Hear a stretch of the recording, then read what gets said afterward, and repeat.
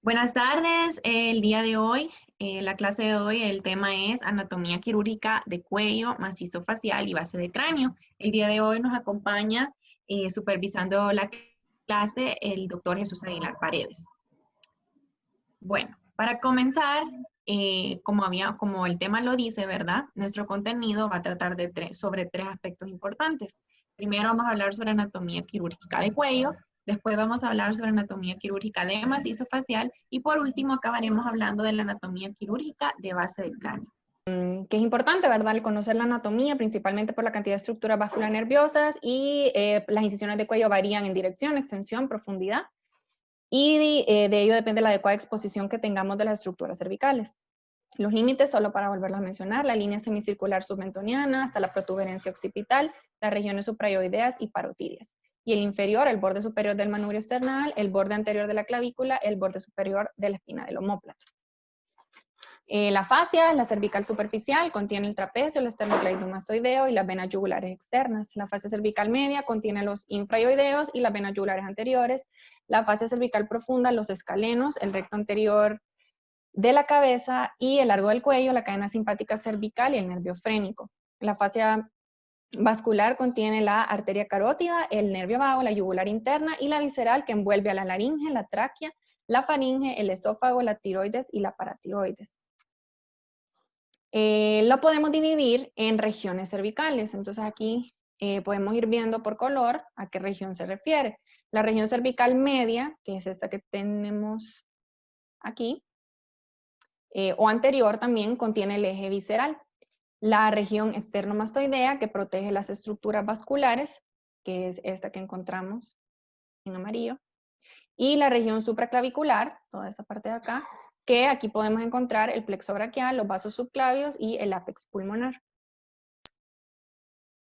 Ahora, hablando de la región cervical media propiamente dicha, o la anterior, como vemos aquí, los límites encontramos a ambos lados el esternocleidomastoideo, cranealmente el borde inferior de la mandíbula y caudalmente el esternón, o aquí visto de otra manera. Y aquí vemos que el ioides lo divide en suprayoidea e infrayoidea.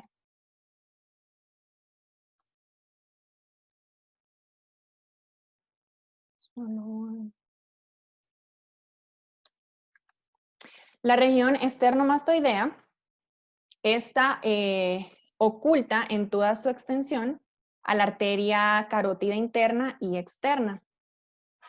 Y aquí podemos encontrar en esta región el triángulo carotídeo, que está limitado entre los músculos homoioideo, digástrico y esternocleidomastoideo, como vemos en la imagen. El esternocleido, el digástrico y el homoioideo. Continuando con la región supraclavicular, recordemos que está limitada entre la clavícula, como vemos acá, la clavícula, y el borde del esternocleidomastoideo, el borde posterior del esternocleidomastoideo y el borde anterior del trapecio. O visto de otra manera, lo vemos acá. Y esta está dividida por el homoioideo, que lo vemos acá, en dos áreas. La supraclavicular menor, que sería esta de acá, que aquí encontramos los vasos subclavios, el plexo braquial y el ápex pulmonar. Y en la supraclavicular mayor encontramos el plexo cervical y el nervio accesorio.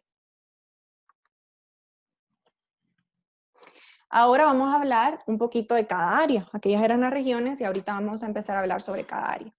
Entonces, primero vamos a ver el área 1, que aquí la tenemos resaltada. Está limitada por la mandíbula, por el vientre posterior del digástrico y por una línea medio sagital que incide la región suprayoidea. Después vamos a hablar específicamente de cada área. Ahorita solo es para delimitarlas. El área 2 está limitada por el vientre posterior del digástrico, el tercio superior del margen posterior del esternocleidomastoideo y este plano horizontal que pasa por el bulbo carotídeo y el esternoioideo. El área 3, que es esta que vemos aquí, está delimitada por este mismo plano horizontal que pasa por el bulbo carotídeo, el tercio medio del margen posterior del esternocleidomastoideo, un plano que pasa por el tendón del homoioideo y el borde inferior del cartílago cricoides y el margen posterior, es este de acá, del esternoioideo. Ahora continuamos con el área 4. Esta está limitada por un plano que pasa por el tendón del lomo mioideo, el tercio inferior del borde posterior del esternocleidomastoideo, la clavícula y la arteria cervical transversa y el borde lateral del músculo esternoideo. El área 5 está limitada por el margen posterior del esternocleidomastoideo, el margen anterior del trapecio y la intersección del trapecio y el esternocleidomastoideo y las apófisis transversas de las vértebras cervicales. Y por último, el área 6, que es esta de acá, está limitada por el ioides, la escotadura supraesternal acá abajo y las arterias carótidas comunes. Y solo como un recordatorio de esta fascia, ¿verdad? La fascia superficial, que contiene en su espesor el músculo platismo cutáneo del cuello, que se extiende desde la apertura torácica hasta la mandíbula, que es todo esto que vemos acá. Entre ellas, entre sus fibras, se encuentra la vena yugular externa, inerva la rama cervical del nervio facial y la función es tensar la piel del cuello. Está inervada, perdón, por la rama cervical del nervio facial y su función es tensar la piel del cuello. Ahora hablando de los ganglios linfáticos, los grupos ganglionares linfáticos de cabeza y cuello, los podemos agrupar en diferentes categorías, ¿verdad? Entonces tenemos aquí la primera, que es el círculo ganglionar pericervical, que son todos estos que tenemos en rojo. Entonces aquí encontramos los occipitales, los mastoideos, los parotidios, los submandibulares y los submentonianos. Entonces son todos estos que tenemos aquí en rojo, son los del círculo ganglionar pericervical. Luego tenemos los que están, el grupo que está en contacto con la lengua y la pared faríngea, que estos serían los que vemos en azul, que está el retrofaríngeo, que vemos aquí los retrofaringeos, y aquí estarían los sublinguales. Y por último tenemos el grupo que son los que descienden y se extienden por delante y a los lados del cuello, que son los cervicales anteriores, que son estos en amarillo que tenemos aquí, y los cervicales laterales, así como los posteriores, que son todos estos amarillos. Luego, también los podemos dividir en ganglios, bueno, los podemos dividir en ganglios cervicales anteriores y los laterales del cuello. Entonces, los ganglios cervicales anteriores tenemos una cadena profunda y una superficial. Dentro de la cadena profunda podemos encontrar los prelaringeos, que son estos que vemos aquí en amarillo, los paratraquiales, pretraquiales, estos en morado, en anaranjado, y también se les llama laterotraquiales o recurrenciales. Y en los ganglios laterales del cuello también los podemos dividir en superficiales y profundos. Los superficiales son los que acompañan a la vena yugular externa. Y los profundos son 3 cadenas que acompañan a la yugular interna, al nervio espinal y a la arteria cervical transversa. Ahora, los ganglios laterales profundos del cuello, cabe resaltar algunos de ellos, como por ejemplo el grupo superior, que aquí destaca el ganglio principal subdigástrico, que también se le llama como ganglio de Kuttner. El grupo medio, que aquí destaca el ganglio subhomoioideo, o también conocido como poirericunio, y el grupo inferior. Ahora vamos a ver cómo se relaciona cada región con cada área y con cada grupo ganglionar, cuál es la relación que tienen, las estructuras que encontramos y también, de manera importante, hacia dónde o el territorio de drenaje de cada grupo ganglionar. Entonces, primero, iniciando con el área 1 corresponde a la región supraioidea. Entonces, como vemos en la imagen, el área 1 la dividimos en 1A y 1B. La 1A corresponde a la parte submentoniana, la región submentoniana, y la 1B a la región mandibular. Entonces, para recordar, los ganglios submentonianos, los del 1A, el territorio drenan todo el territorio de origen linfático de lengua y del labio inferior.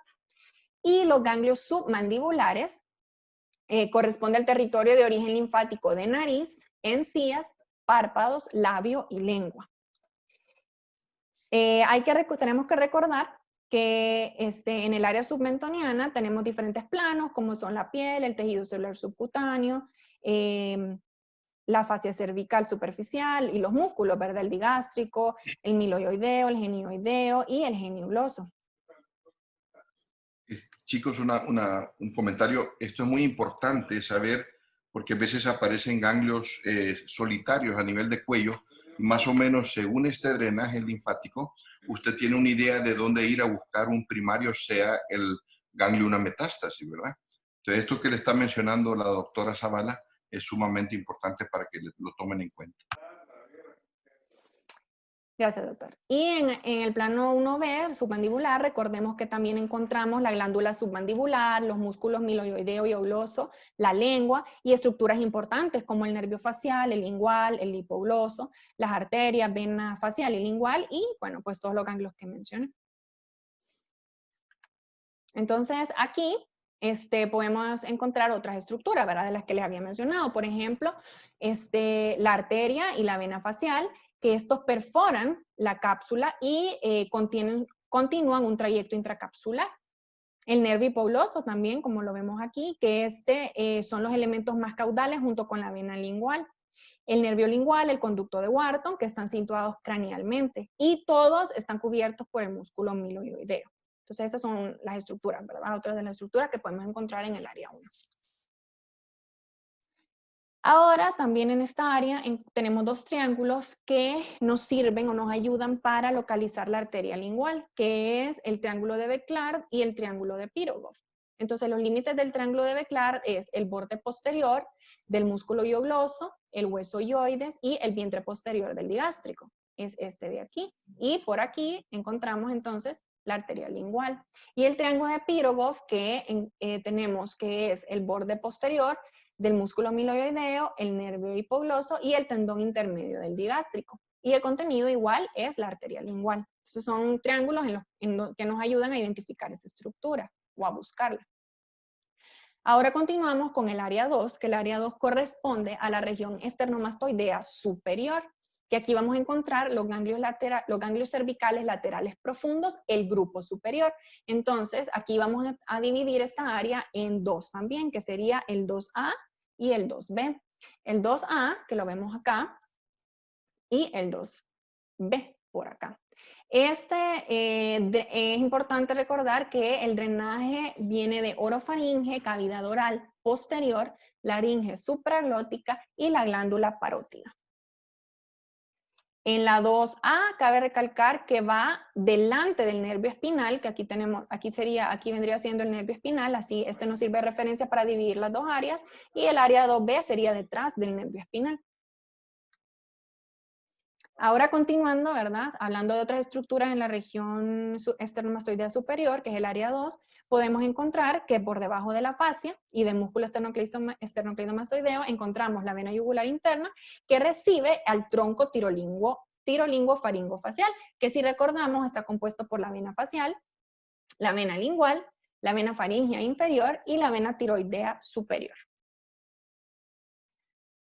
Ahora, otras de las estructuras que encontramos son la arteria superior del esternocleidomastoideo, el nervio accesorio, el ganglio de Kuttner, que ya lo habíamos visto, que pertenece al grupo superior, y también tenemos este triángulo que es el triángulo de Farabuff, que el triángulo de Farabuff nos sirve para encontrar, porque aquí vamos a encontrar la bifurcación de la arteria carótida primitiva en interna y externa. Entonces los límites son la vena yugular interna, el tronco tirolingofacial y el nervio hipogloso.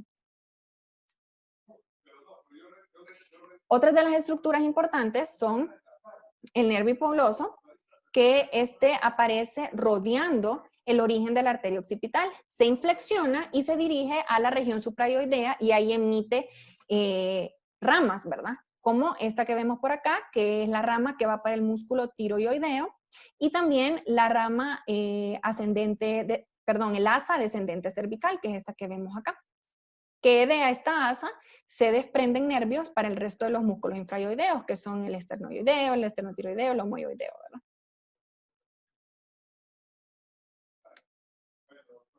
También encontramos el bulbo carotidio, que se encuentra profundo al plano del nervio hipogloso. Y entonces de este bulbo carotidio es donde la arteria común o primitiva se va a dividir en sus dos ramas terminales, que es la interna y la externa.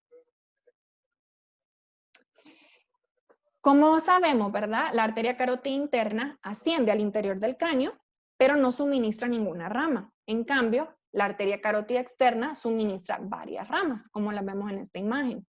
Entre ellas tenemos la arteria tiroidea superior, lingual y facial. Estas serían por la cara anterior, que son estas que vemos acá. Luego, la arteria occipital y auricular posterior por su cara posterior. Y la arteria faríngea ascendente por la cara medial. También encontramos otras estructuras como lo son la arteria lingual, que es la que tenemos acá, y la arteria tiroidea superior, que estas se pueden originar de un tronco común de la carótida externa en un 5% de los casos. Y profundo después al plano arterial podemos encontrar el ganglio cervical superior, que es este de acá. Este encontramos en el área 2. También encontramos el nervio laríngeo superior y el vago. Ya lo vamos a ver más adelante. Entonces, el nervio laríngeo superior es rama, como sabemos, del nervio vago. Entonces, aquí lo vamos a ver, nervio laríngeo superior. Este nervio tira dos ramas importantes, que son la rama interna, que es la que vemos aquí, y la rama externa, que es la que vemos acá. Entonces, recordemos que la rama interna se va a situar profundamente a los vasos faciales y se pega, como vemos aquí, al cuerno mayor del hioides. En cambio, la rama externa se va a dirigir hacia abajo y hacia afuera, pegado a la cara lateral del constrictor inferior y finalmente termina en el músculo cricotiroideo, que tenemos que siempre recordar que esta rama externa del laringio superior es el que inerva el músculo cricotiroideo. Entonces este es el único músculo intrínseco de la laringe que es inervado por el nervio laringio superior, por la rama externa, porque todos los demás están inervados por el nervio laringio recurrente. Correcto.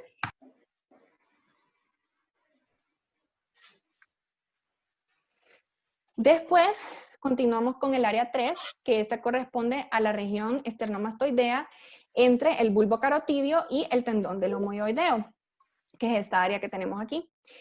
Vamos a encontrar aquí los ganglios cervicales laterales profundos en el grupo medio. Y aquí tenemos que drenan las regiones hipofaringia, glótica y subglótica. Y bueno, en esta área vamos a encontrar muchas de las estructuras que ya habíamos visto en el área 2, solo para recordar: el asa cervical descendente, la vena yugular interna, la carótida común, la arteria y la vena tiroidea superior, el vago, el nervio laríngeo externo y la cadena simpática. Son las mismas estructuras del área 2, solo que en otro nivel. En esta área también vamos a encontrar a la vena tiroidea media, que es de grueso calibre, se extiende entre el óvulo tiroideo y la vena yugular interna, que ahí es donde drena. Esta se sitúa en la transición del área 3 y 4. Y profunde lateralmente a la arteria carótida común, a la vena yugular interna, y el nervio vago se encuentra en las ramas ventrales del plexo cervical, que es el que tenemos acá. Ahora, continuando con el área 4, este corresponde a la región esternomastoidea inferior por debajo del tendón del homoioideo, justo aquí. Aquí vamos a encontrar los ganglios cervicales laterales profundos en su grupo inferior. Y aquí vemos que drena la subglotis, la tiroides y el esófago cervical. Llama la atención esos dos, discúlpeme, esos dos músculos homoioideo y el digástrico, cómo dividen los triángulos del cuello. Fíjense, ¿no? Sí. Aquí en esta, bueno, ahora continuando, ¿verdad? Con el área 4 tenemos otras dos estructuras importantes, que es el ángulo yugulo-subclavio, que aquí es donde la vena subclavia termina, en el punto en que se confluye con la yugular interna, la subclavia con la yugular interna. Y este drena es importante porque en el lado izquierdo drena el conducto torácico y en el lado derecho la gran vena linfática. Y también encontramos el tronco braquicefálico.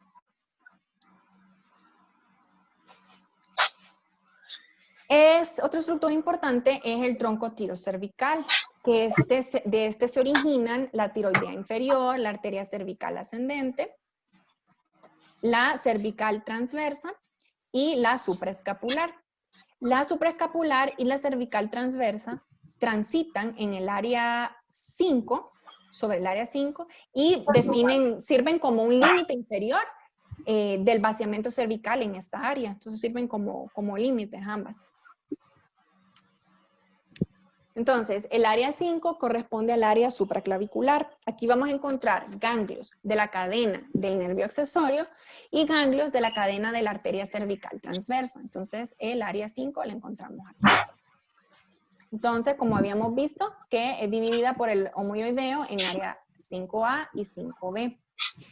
Los ganglios de la cadena del nervio accesorio encontramos los occipitales, mastoideos, supraescapulares, que son territorio del parietal, occipital, de la nuca, espalda y región lateral cervical. Y en los ganglios de la cadena de la arteria cervical transversa es una prolongación de la cadena ganglionar del nervio accesorio y finaliza conectada a la cadena cervical lateral profunda.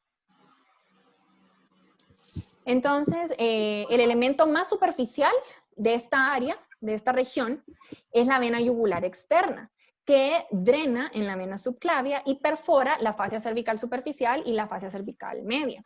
Y la vena yugular externa, que recibe confluentes venosos que proceden de la región escapular, deltoidea y también de la pectoral. Y esto muchas veces hace difícil la disección de esta zona. El punto de Erb es otra estructura que encontramos en esta área que representa la emergencia de las diferentes ramas superficiales del plexo cervical justo en el borde posterior del músculo esternocleidomastoideo. Y aquí encontramos el nervio accesorio que se localiza aproximadamente de 1 a 1.5 centímetros por encima del punto de Erb.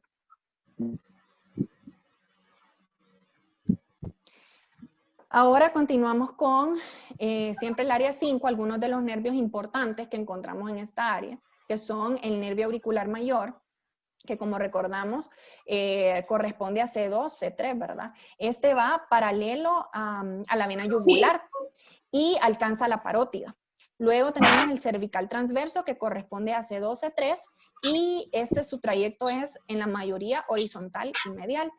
Tenemos luego el nervio occipital menor, que corresponde a C2, C3. Sigue un trayecto paralelo al músculo esternocleidomastoideo. Y por último, el nervio supraclavicular, que corresponde a C4, que es más que todo un grupo de gruesos troncos nerviosos que se abren en la clavícula y en el acromion. Ana, ¿Sí? ¿puede bloquearle el micrófono a la doctora Padilla, por favor? Voy. Creo que ya. Bueno, el área 6, esta área corresponde a la región infraioidea. Todo por debajo del ioides, como lo vemos acá. Aquí vamos a encontrar los ganglios cervicales anteriores y aquí viene el territorio de tegumentos y músculos de la región anterior del cuello, laringe, hipofaringe y glándula tiroides. Continuando en el área 6, también encontramos en su parte media, que está cubierta por la fascia cervical superficial y la media. Y aquí vamos a encontrar las venas yugulares anteriores. Estas venas en general se extienden desde el mentón y desembocan en la vena yugular externa, cerca de la vena subclavia. Aquí vamos a encontrar los músculos infraioideos, que los podemos dividir en un plano superficial y en un plano profundo. Entonces, en los músculos superficiales serían el homoioideo y el esternoioideo, y los profundos serían el esternotiroideo y el tiroideo, que los vemos aquí representados en los diferentes colores. Y recordemos también que en la parte media está cubierta por la fascia cervical superficial y la fascia cervical media, también con las venas yugulares anteriores. Ahora continuamos con estas estructuras importantes que en la región infraioidea media, aquí está desprovisto de músculo, ¿verdad? No hay protección muscular. Y vamos a encontrar desde arriba hacia abajo las siguientes estructuras. Primero la membrana tiroidea, como la vemos aquí. Luego el lóbulo piramidal, que también se llama el pirámide de Lalouette. Tenemos el istmo de la glándula tiroides, que tiene sus arterias supraísmicas e infraísmicas, y las venas tiroideas inferiores, que confluyen en un tronco único.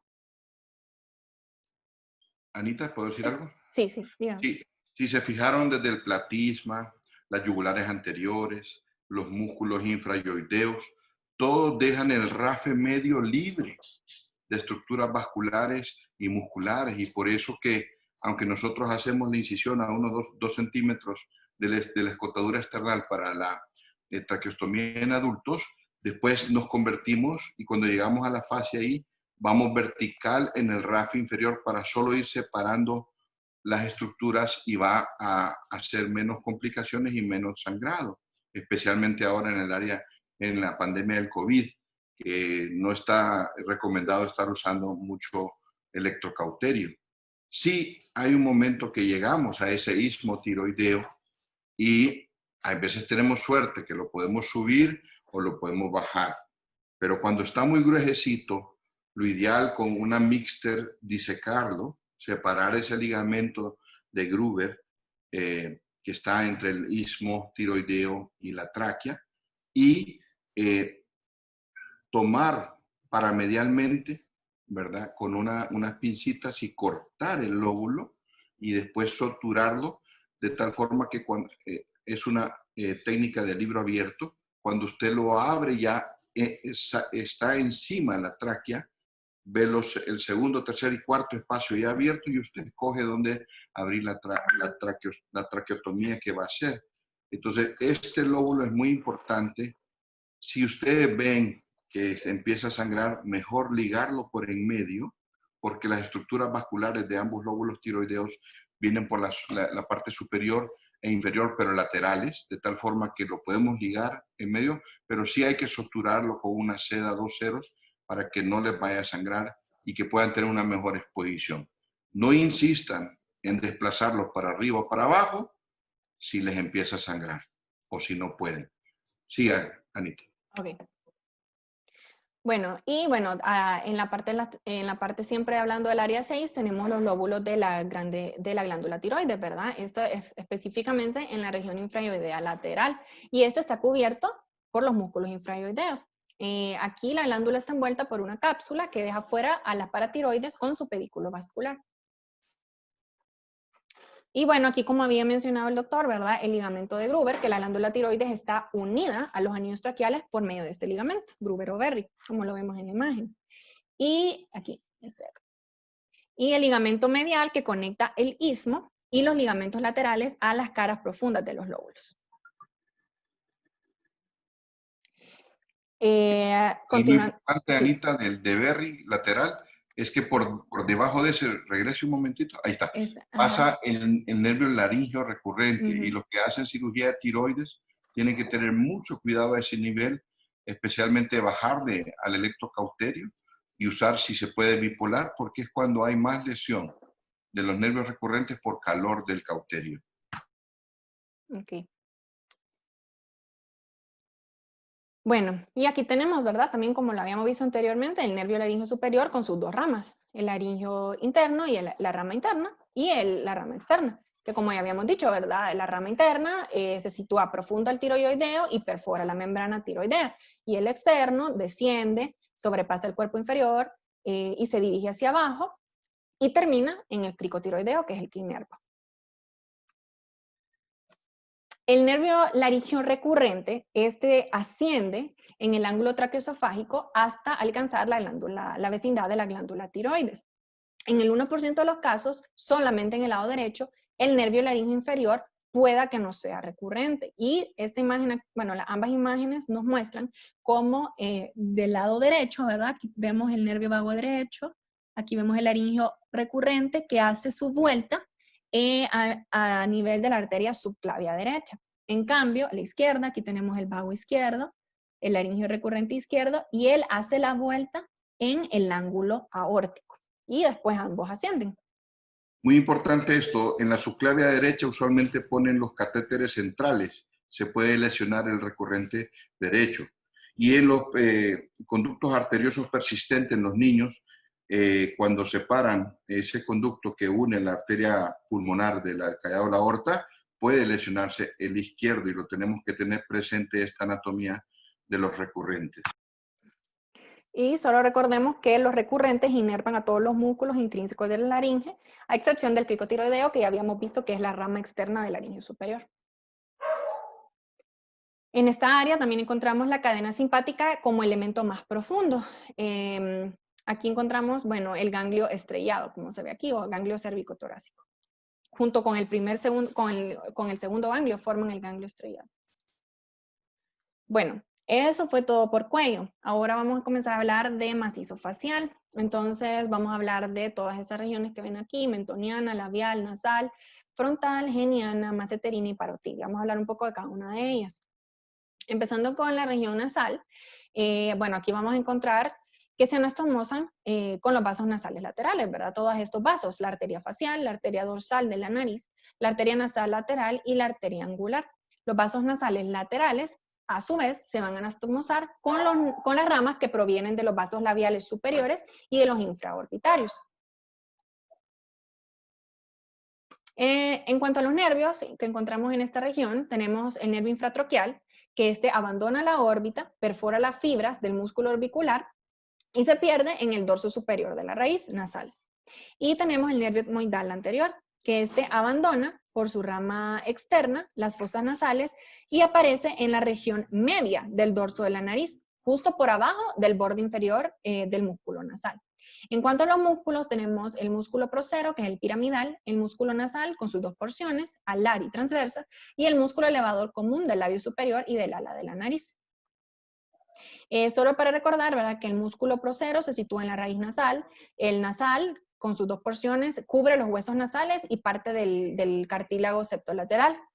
Y por último, el elevador común del labio superior y del ala de la nariz. Ahora, hablando de la región labial, en el labio superior, la arteria labial superior emite la arteria del subtabique, que transita a nivel del filtrum.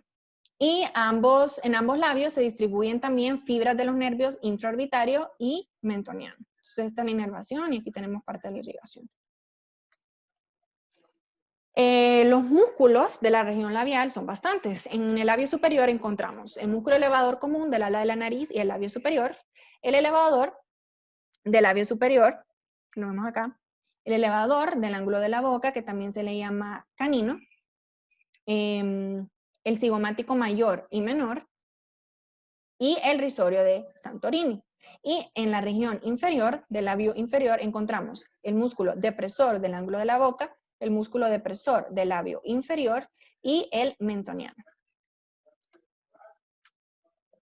En la región frontal se apoya sobre el músculo prosero, ¿verdad?, sobre el músculo piramidal, la vena frontal, y esta se une con la vena facial.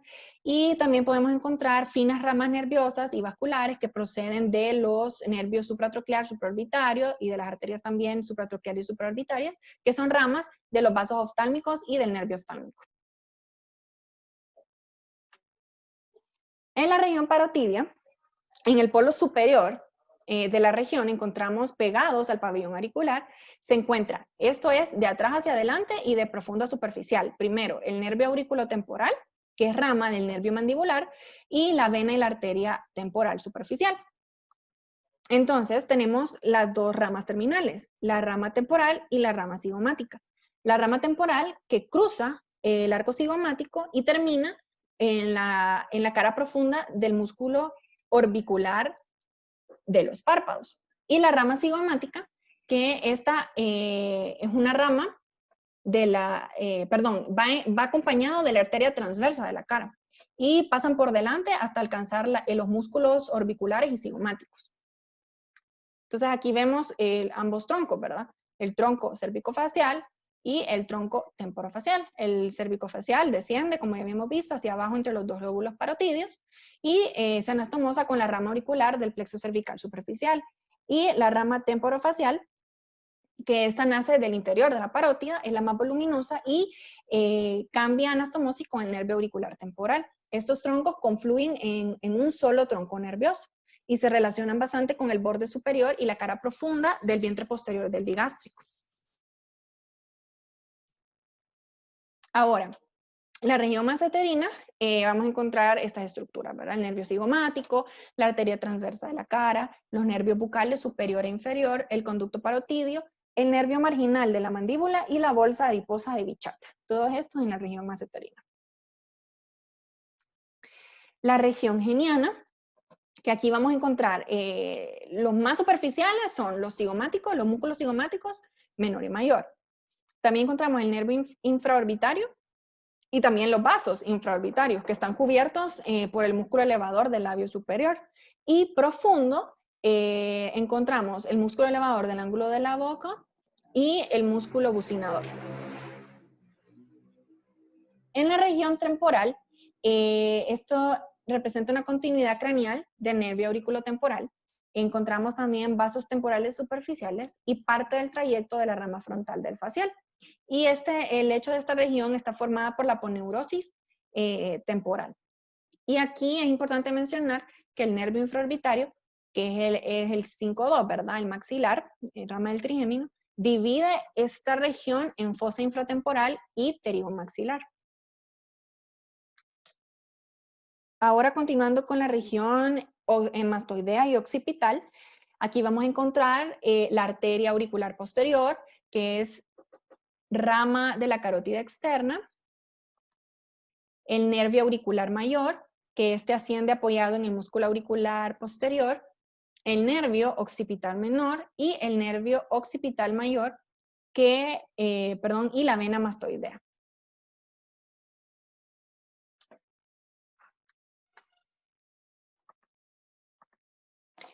Bueno, eso era de macizo facial. Ahora continuando con la anatomía quirúrgica de la base del cráneo. Bueno, pues para introducir, la base del cráneo es la región ósea que separa la base del encéfalo en regiones extracraneales y de las regiones extracraneales adyacentes. La base del cráneo se va a organizar internamente en 3 fosas: fosa anterior, fosa media y fosa posterior. La fosa anterior se relaciona con las fosas nasales y orbitarias. La fosa media se relaciona con la órbita y la región pterigomaxilar y pterigopalatina. Y la región posterior se relaciona principalmente con la región maxilofaringea y la columna vertebral. Esas son sus relaciones más íntimas. Entonces ahorita vamos a pasar a ver cada una de ellas y cada estructura importante que encontramos en la base del cráneo. Entonces, la fase anterior del cráneo, el límite posterior, como lo vemos acá, es las alas menores del efenoides, con sus apófisis clinoides anteriores y el surco quiasmático. El suelo está formado por la crista Galli, la lámina cribosa del etmoides y el techo orbitario, y por el conducto óptico que transita el fascículo óptico y la arteria oftálmica. Luego, la fosa craneal media está limitada dorsalmente por los bordes superiores del peñasco del temporal y del dorso de la silla turca, que incluye las apófisis clinoides posteriores. Aquí vamos a encontrar diferentes agujeros importantes, como la fisura orbitaria superior, los senos cavernosos, la fosa hipofisiaria, la fosa pterigomaxilar y la fosa pterigopalatina, que ya las vamos a ver en detalles cada una. Entonces, vamos a empezar viendo la fisura orbitaria superior. Por esta fisura da paso a estructuras importantes, ¿verdad? Como son las venas oftálmicas, los nervios oculomotores, 3, 4 y 6 pares craneales, y el nervio oftálmico, que es la rama primera del trigémino. El paso de estas estructuras, de todas estas estructuras, se hace a través o por fuera del anillo de zinc, que es un anillo fibroso. A través de este anillo pasan todos los nervios que acabamos de mencionar y la arteria oftálmica y el fascículo óptico. Entonces, hablando un poquito específicamente del tercer par craneal, que atraviesa esta fisura orbitaria superior, se divide en ramas terminales, superior e inferior. La rama superior transita por abajo del músculo recto superior, que es al que inerva, y sale medial al elevador del párpado superior. En cambio, esta es la rama superior. En cambio, la rama inferior se conecta al ganglio oftálmico e inerva al recto interno, al recto inferior y al músculo oblicuo inferior. El patético troclear, el cuarto par craneal, está pegado al techo orbitario, acá, e inmediatamente se pierde en el músculo oblicuo superior, que es al que él inerva. El nervio oftálmico, justo antes del anillo de zinc, se divide en 3 ramas, que son la nasociliar, frontal y lagrimal, como lo vemos acá. Frontal y lagrimal. El nervio nasociliar, la primera rama, es la única de las tres que penetra a través del anillo de Zinc y también tiene otras ramas terminales que ya los habíamos visto antes. El nervio infratroclear que se dirige a la región interciliar, da vías lagrimales y a la piel de la nariz. Y el nervio etmoidal anterior, que este se divide en una rama para el tabique y otra para la pared lateral de las fosas nasales y de la piel de la nariz.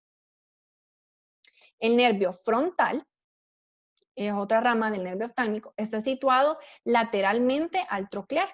Cruza de lateral a medial encima del motor ocular común y se sitúa arriba del músculo elevador del párpado superior. Y al final se distribuye por la piel de la región frontal en los nervios, acompañado en este recorrido por los vasos supraorbitarios. Y por último, el nervio lagrimal, la última rama del nervio oftálmico, que este camina, aquí lo vemos, lagrimal.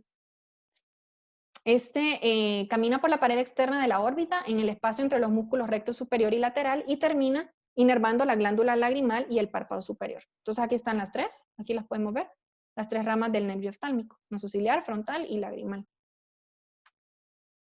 Ahora hablando del sexto par craneal del oculomotor, perdón, del motor ocular externo, este camina por la cara interna del músculo recto lateral, que es el músculo al que él inerva. La vena oftálmica superior, que la tenemos aquí delimitada, esta se dirige desde el borde supramedial de la órbita a la fisura orbitaria, caminando primero por encima del fascículo óptico y después entre el músculo recto lateral y el recto superior, y esta termina drenando en el seno cavernoso. Aquí. Y la vena oftálmica inferior, que esta transita por abajo y medial al músculo recto lateral. Tenemos también la vena diploica, que esta drena desde la órbita al seno cavernoso también, pegada a la apófisis clinoide anterior. Encontramos también el ganglio oftálmico o ciliar, que aquí lo encontramos, ganglio ciliar. Este se sitúa en la parte externa del fascículo óptico y recibe una rama sensitiva del nervio nasociliar, rama del oftálmico, y otra motora del nervio motor ocular común. Y como vemos aquí, ¿verdad? Tiene diferentes, todas las fibras que contienen, ¿verdad? Sensoriales, parasimpáticas, simpáticas, preganglionares y postganglionares. La cápsula de Tenon, esta se extiende entre la fascia de los diferentes músculos y la esclerótica del globo ocular por delante y contiene todos los músculos extrínsecos y estructuras vasculonerviosas dentro de una atmósfera célulo-adiposa. Bueno, eso era todo de la fosa craneal anterior, ¿verdad? Entonces ahora hablando de la fosa craneal, de la fosa craneal media, continuando con la fosa craneal media, encontramos el foramen lacerado, que aquí se lo circulé con, aquí está indicado cuál es, ¿verdad? El agujero rasgado anterior, también se le llama así. Este se encuentra cubierto por tejido fibrocartilaginoso y está relacionado con el vértice del peñasco del temporal, que es por donde la arteria carótida interna se hace endocraneal, a través de este agujero. La fosa de Gasser, también dentro de la fosa craneal media, aquí se sitúa el ganglio semilunar de Gasser, que es del nervio trigémino, del quinto par craneal. Entonces lo vemos acá. Este cruza el borde superior del peñasco y termina en el borde cóncavo del ganglio. Y del borde convexo del ganglio se originan el nervio oftálmico, el maxilar y el mandibular, que son las tres ramas. Ahora hablando de la silla turca, recordemos que la silla turca encontramos una estructura importante que es la hipófisis o la glándula pituitaria que cuelga por un tallo del hipotálamo. Entonces, esta está encapsulada por dos prolongaciones o especializaciones de la dura madre, que a nivel craneal es por la tienda de la hipófisis y a nivel lateral por el seno cavernoso. Entonces, toda esta área de aquí, la silla turca. El seno cavernoso, que como vemos en esta imagen, tiene relación con muchas estructuras y por eso es bastante importante. Es uno de los sistemas más importantes de drenaje venoso del encéfalo. Está formado por paredes que son desdoblamientos de la meninges y en la parte interior, además de la sangre venosa, encontramos todas estas estructuras que tenemos aquí, que son la arteria carótida interna con su plexo simpático carotidio, el nervio motor ocular común, motor ocular externo, Y en sus paredes se sitúan el oftálmico y el resto de los nervios oculomotores, el tercero, el cuarto y el sexto. Aquí tenemos el trigémino con sus dos ramas. Entonces, hablando un poquito más del seno cavernoso, tenemos que su origen aparente es la fosa interpeduncular del mesencéfalo y se sitúa entre las arterias cerebral posterior y cerebelosa superior. Ese es el nervio motor ocular común, ¿verdad? Que es una de las estructuras adyacentes. Luego, el nervio troclear, el origen aparente es debajo de los tubérculos cuadrigéminos en la cara posterior del mesencéfalo y este rodea los pedúnculos cerebrales acompañado por la arteria cerebelosa superior. Ahora el nervio oftálmico penetra en la pared del seno a nivel de su suelo y da sus ramas. Y el nervio patético abducens, su origen aparente es el surco bulboprotuberencial, perfora la dura madre a medio camino entre su origen y el seno cavernoso y antes de penetrar en el seno cavernoso pasa por el canal de Dorelo, que se encuentra situado por debajo del ligamento de Gruber. Entonces todas estas son estructuras que se relacionan con el seno cavernoso. Ahora, otra estructura es la arteria carótida interna, que esta, como sabemos nosotros, ¿verdad?